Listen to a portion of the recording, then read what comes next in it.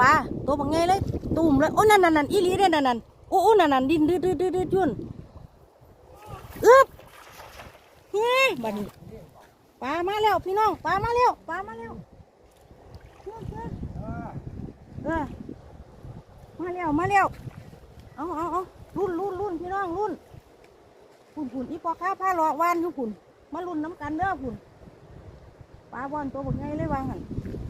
น้ำไหลทางพุ่นโอ้น้ำต้นนั่นไปน้ำล้นไหม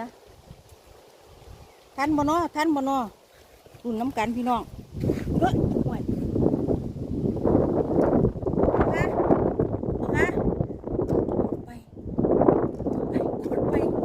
ไปทันบ่ฮะโอ้ จมเอ้ย